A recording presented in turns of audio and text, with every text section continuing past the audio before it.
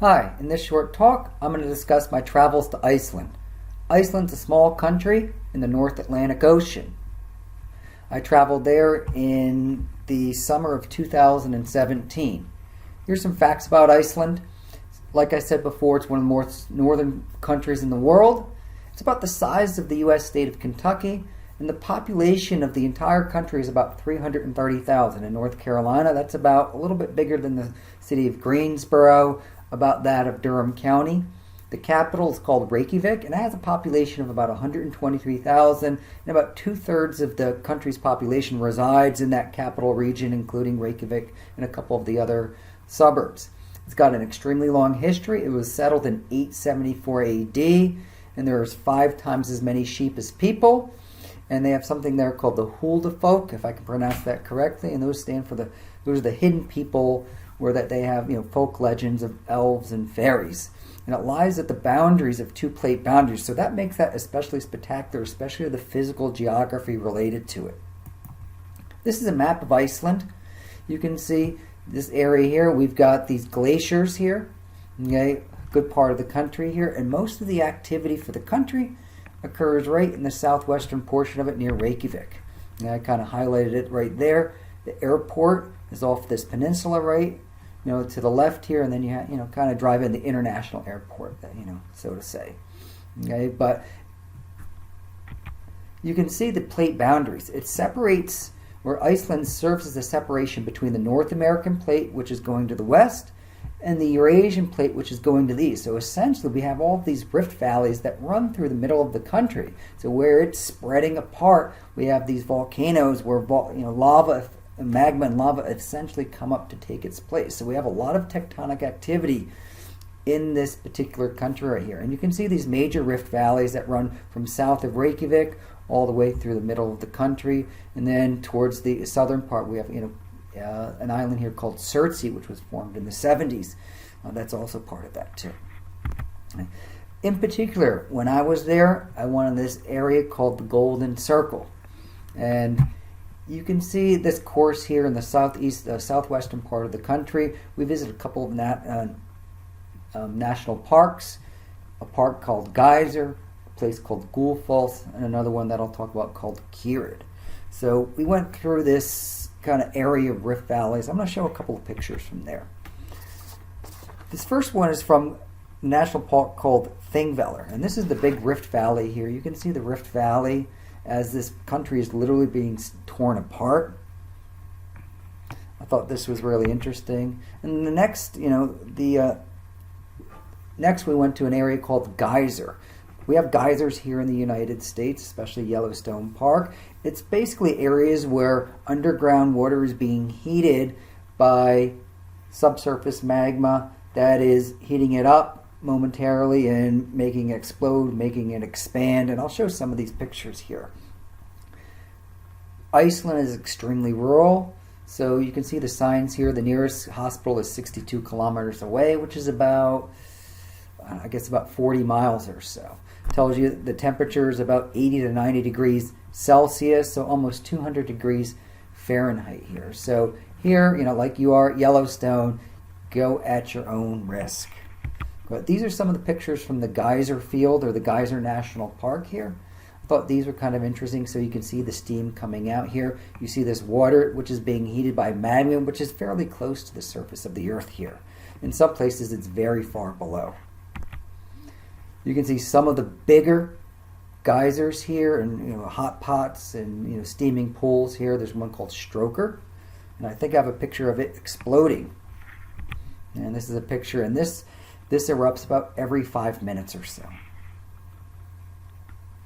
And this is a beautiful sight. Here's another one. This isn't as active here. It doesn't erupt, but you can see this, boiling pool right here. You can see the magnificent colors.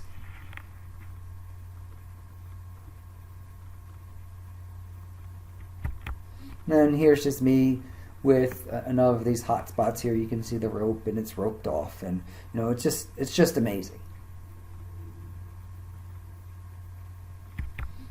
As part of this Rift Valley, we have a lot of can't see them in the back, but we have these glaciers, miles and miles away.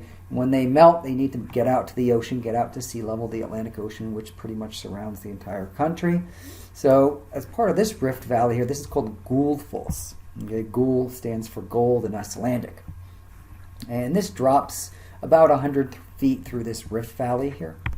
And this rift valley runs for about 2.5 kilometers, or about a mile and a half. So you can see the mist that's kind of coming up from here. And our last stop was an area called Kerid Crater, and it's about 3,000 years old. It's about 180 feet deep, and it's part of what they said it was a localized hot spot where a cone volcano basically collapsed upon itself. And this is a little bit different. The water, this water here represents the level of the water table, so it's a little different than what you might see at like Crater Lake, where the water level is maintained by equilibrium between evaporation and precipitation. Okay, but this was, absolutely beautiful. And this is about 180 feet deep and a few hundred feet across here. And this is about 45 minutes an hour from, the capital city of Reykjavik. And this is just another site of it. So like I was saying before, there's a lot of lamb and sheep, about 1.5 million lamb and sheep, about 5 times as many as people. So a lot of the delicacies, a lot of the food revolves around lamb and sheep. And I also thought it was interesting with the horses. So as you drive through the countryside in this pretty much sparse volcanic area, you'll see these animals just running about. The other interesting element about Iceland is that it's really far north. We're just south of the Arctic Circle, and I was there just after the summer solstice, which is the longest day of the year. And this is a picture that was taken from my hotel room at 11 o'clock at night. So you can see the sun is still up. Okay. So I thought that was extremely interesting. We met some people there who said it's total opposite around December and January, where you get almost 24 hours of darkness. So the city of Reykjavik works really hard to keep lights. They have fireworks and everything to make sure the area is lighted, so people aren't affected by seasonal affective disorders or anything like that. This was interesting. I had to fly out at 7 o'clock in the morning, and I went for a run at about 3 o'clock in the morning, and this was my view at 3 o'clock in the morning.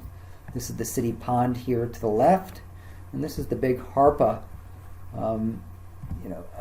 music hall to the right, a famous Icelandic structure right along the bay in Reykjavik. So a couple of the physical features that we have in Iceland. This is the national church. The national religion is Lutheran, and I'll try to pronounce this correctly, but this is the Hallgrímskirkja. Okay, and this was finished in 1986, and this is the tallest building in Iceland, and it's about 244 feet tall.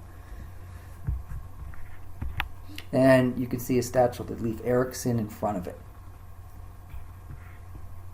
Like I was saying before, we had the Huldufolk, which are the fairies and the gnomes, which are popular or part of folk legend. Another one is trolls. Okay, and you can see the church in the background here. It's part of the church in the background here on one of the main streets in Reykjavik. Like I was saying before, we have sheep, so it's really big into Icelandic wool and sweaters, which are extremely popular. And another interesting thing that I thought was, another interesting thing that I saw was, the public art, which was extremely beautiful. So a couple other things before you go to Iceland. Even Iceland is kind of isolated in the North Atlantic Ocean. It's usually part of Europe. It's not part of a European Union, but there are some things that are European, and you can see plugs here. So before you go, make sure you get one of those plugs, the adapters that go from the American plugs into the European plugs, because as I went over to France, I needed one of these. So make sure you have one of these. They were fairly easy to find at a bookstore or whatever, but nothing's going to work or plug in unless you have one of these. Another thing about Iceland is the cost of living. I went to Iceland as a layover on the way to France. Air Iceland, and I'm sure some other airlines, have some really neat deals where you can lay over for up to a week as part of a round trip, to Europe or some other countries. So I took advantage of that opportunity, but it's very expensive. I stayed in a hotel. The hotel was about $200 a night. You're not going to find many other hotels, probably besides hostels, they're going to be much less than that. So the cost of living is extremely, extremely high. This is I thought this was interesting. We went out for lunch, and we just got a soup and sandwich, and it cost us $70. So once we went, had a couple of those expensive lunches, we kind of went to the grocery store, which was called Bonus. And they actually just started a Costco up in Reykjavik. We went to Bonus and got some food there, but it's still relatively expensive. You'll expect to pay about $11 for a foot long at Subway, and they don't have any McDonald's, but they do have some other chains there. So in conclusion, it was a really great trip. It's a once in a lifetime experience, and everyone there speaks English, even though I tried to pronounce some of the Icelandic words, but wasn't very good at it. But most people speak English. Extremely friendly country, but a little bit higher cost of living. But I would strongly recommend, if you have an opportunity to go to Europe, take advantage of the free layover program there.